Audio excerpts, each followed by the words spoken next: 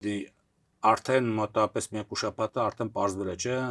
հանձնաժողովում ովքեր ընդդիմադիր անդամները, այսինքն եւ մամուլում գրում է, որ նրանց վրա սկսել են դուրս գալու աշխատանքներ իրականացնել։ Մամուլը գրում է $4,000 փորձում են գնել հանձնաժողովի անդամներին։ Ուրեմն խորհուրդ Կիրակի օրը քվեարկությունից առաջ, ես չգիտեմ ինչքանով են ձեր հաղորդումները նայելու բանը, ասենք անդիմության այն կողմնակիցները, որոնք ուզում են իշխանության հաղթել, եւ որոնք ունեն հանձնաժողովն անդամներ։ Եթե իրանք նայում են, իրանք խորհուրդ եմ տալի Կիրակի օրից մի օր առաջ փոխել հանձնաժողովի բոլոր անդամներին տեղերը, որտեղ արդեն գիտեն ովքեր են այնտեղ լինելու, հնարավոր է նրանց մի մասը առնված գնված լինեն։ Սա մեկ։ Երկրորդ, շատ կարևոր է վստահված անձի առկայությունը, վստահված անձը հանձնաժողովի անդամների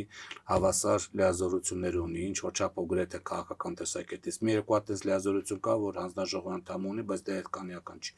Հիմնական վստահված անձը պետք է լինի վստահված անձ։ Իրապես վստահելի։ Դա իրապես վստահելի անձ լինի, սա մեկ։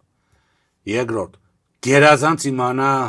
վստահված անձի իրավունքներն ու պարտականությունները, իրավունքները եւ պարտականությունները, լիազորությունները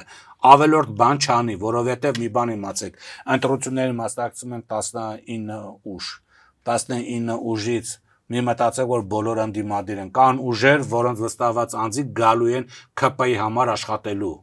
Չնայած նա գրանցված են X կամ Y ընդդիմադիր ուժի կողմից, սա ֆիքսեք, նրանք գալիս են մեկ կոլեկտիվով աշխատելու քո դեմ, իրանց նպատակն է սադրանք անել, քեզ հանել տեղամասից, տեսլական է, հիմա դուր է գալի, դուր չի գալի, դա նշանակություն, մեկ տեսլական։ Երկրորդ, այսինքն մենք ոչ միայն սուբյեկտ չենք դառնալու, մենք անգամ օբյեկտ չենք գնում, մենք ասֆալտի ճանապարհ ենք դառնում։